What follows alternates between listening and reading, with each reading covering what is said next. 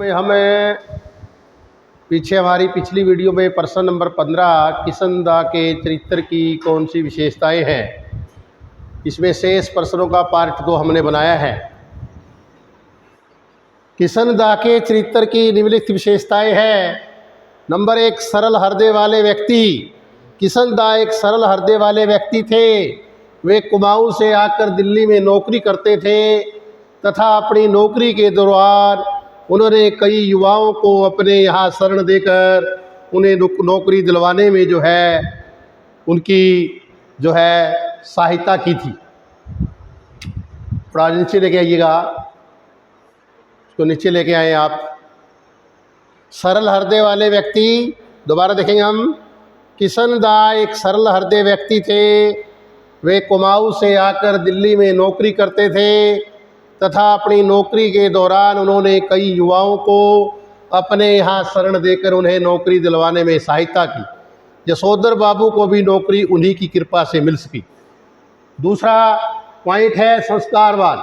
किशन दा एक संस्कारवान व्यक्ति थे।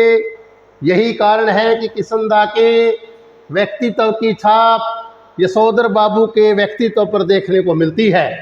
उन्होंने यशोधर बाबू में सुबह टहलने, सवेरे शाम पूजा पाठ करने, रामलीला वालों को एक कमरे को देने, पहाड़ी क्षेत्र के रीति रिवाजों को निभाने आदि के संस्कार डाले थे। अब प्रश्न नंबर 16 है, यशोधर बाबू के कितने बच्चे हैं और वो क्या करते हैं? यशोधर बाबू के कुल 4 बच्चे, 3 लड़के तथा 1 लड़की है। उनका बड़ा बेटा एक विज्ञापन संस्था में नौकरी करता है। उनका दूसरा बेटा IAS की परीक्षा की तैयारी कर रहा है। उनका तीसरा बेटा स्कॉलरशिप लेकर अमेरिका चला गया है। उनकी बेटी डॉक्टरी की पढ़ाई के लिए अमेरिका जाना चाहती है। प्रश्न नंबर 17, यशोधर बाबू की बेटी की आधुनिकता का वर्णन कीजिए। यशोधर बाबू की बेटी आधुनिक विचारों वाली है। उसे फैशन करना पसंद है। वह जीन्स और बिना बाजू वाला टॉप पहनती है। उसके पिता को ऐसे कपड़े पसंद नहीं हैं, परंतु उसकी माँ अपनी बेटी का पूरा साथ देती। प्रश्न नंबर 18, यशोधर बाबू के सिल्वर वेडिंग के विषय में क्या विचार थे? यशोधर बाबू पुराने विचारों वाले व्यक्ति थे। वे अपनी पुरानी आदतों और संस्कारों से ही बंधे रहना चाहते थे। उन्हें सिल्वर वेडिंग बनाना पसंद नहीं था। उन्हें न तो केक काटना पसंद था और ना ही उन्हें शोबाजी पसंद थी। वे सिल्वर वेडिंग को अंग्रेजों की चौंचलेबाजी मानते थे। प्रश्न नंबर 19 को ऊपर लीजिए आप। प्रश्न नंबर 19, उपहार में मिले यशोधर के ड्रेसिंग गाउन का वर्णन कीजिए। जो यशोधर बाबू को ड्रेसिंग गाउन मिला, यशोधर का बेटा भूषण उनके लिए ड्रेसिंग गाउन उपहार के रूप में लाया है। वह 19 ड्रेसिंग गाउन है। बेटा चाहता है कि उसके पिता पुलोवर की जगह गाउन पहनकर सुबह दूध लेने जाए। प्रश्न नंबर 20, यशोधर बाबू की वाहन से संबंध विचारधारा को स्पष्ट करें। वाहन के बारे में उनकी क्या विचारधारा है? इस आगे देखिएगा। यशोधर बाबू पहले ऑफिस साइकिल पर जाते थे, परंतु उनके बच्चे चाहते हैं कि उनके पिता दफ्तर स्कूटर पर जाए, परंतु यशोधर बाबू को स्कूटर बिल्कुल बेकार सवारी मालूम होती। प्रश्न नंबर 21, यशोधर बाबू की पत्नी समय के साथ ढल सकने में सफल कैसे होती है? यशोधर बाबू की पत्नी समय के साथ ढल सकने में सफल होती है। इसका कारण था कि वह बच्चों का प्रेम अपने प्रति बनाए रखना चाहती थी, जो कि मात्र सुलभ मजबूरी थी।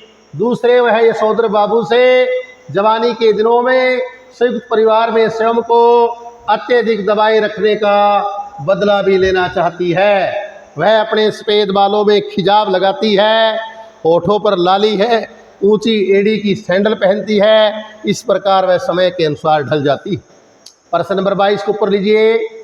सिल्वर वेडिंग कहानी का प्रतिपाद्य स्पष्ट कीजिए या फिर सिल्वर वेडिंग कहानी का कथ्य या उद्देश्य स्पष्ट कीजिए। सिल्वर वेडिंग कहानी आधुनिक युग से परिचित कराती है।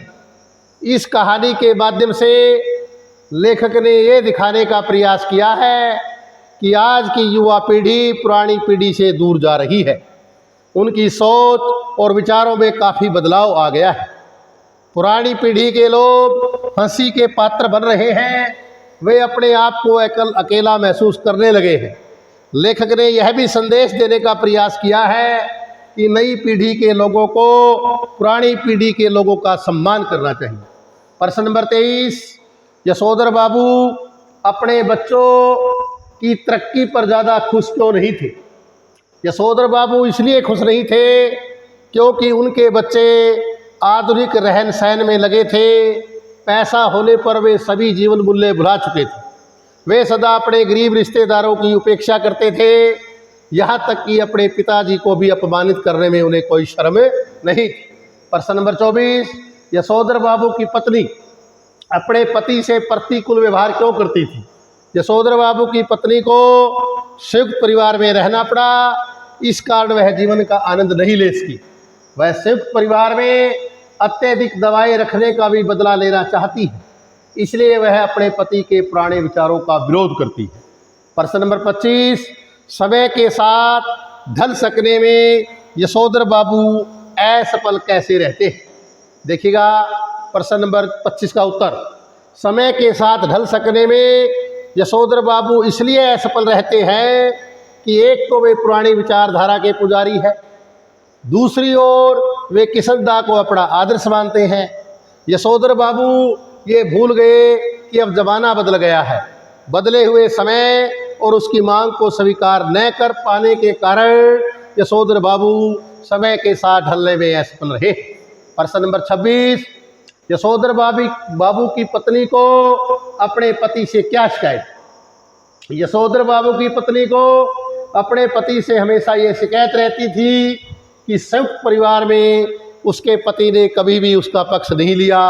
उन्हें यह भी शिकायत थी कि परिवार में केवल जेठानियों की ही चलती है, सभी नियम उसी पर लागू करवाए जाते थे। वह अब कहती है कि इस युग में उसके बच्चे पुराने रीति रिवाजों की बातें नहीं मानेगी। प्रश्न नंबर 27, यशोधर बाबू अपनी सिल्वर वेडिंग पार्टी को छोड़कर पूजा करने क्यों बैठ जाते हैं? सिल्वर वेडिंग पार्टी को छोड़कर पूजा करने इसलिए बैठ जाते हैं क्योंकि उनके अनुसार इस प्रकार पार्टियां करना अमीर लोगों की चौतलेबाजी होती है। इसमें बेकार में ही धन व समय की हानि होती है। जब बच्चों ने यशोधर बाबू को केक काटने के लिए कहा तो यशोधर बाबू ने संध्या से पहले केक काटने से मना कर दिया तथा अपने सिल्वर वेडिंग पार्टी छोड़कर पूजा करने लगे। लास्ट क्वेश्चन, प्रश्न नंबर 28, यशोधर बाबू का अपने बच्चों के प्रति व्यवहार कैसा था? या यशोधर बाबू अपने बेटों द्वारा खरीदी गई हर नई चीज़ के बारे में क्या प्रतिक्रिया व्यक्त करते हैं? यशोधर बाबू का अपने बच्चों के प्रति व्यवहार उचित नहीं था। एक तो वे किशनदा को अपना आदर्श मानते थे, वह उन्हीं के अनुसार अपना जीवन जीने का प्रयास करते। इसी कारण यशोधर बाबू अपने बच्चों के साथ कदम मिलाकर नहीं चल सके। जब उनका बेटा घर में गैस, फ्रिज और सोफ़ा लेकर आया तो यशोधर बाबू को उन्हें स्वीकार करना चाहिए था, परंतु वे इन सब चीज़ों को समहाउ इम्प्रॉपर कहते हैं।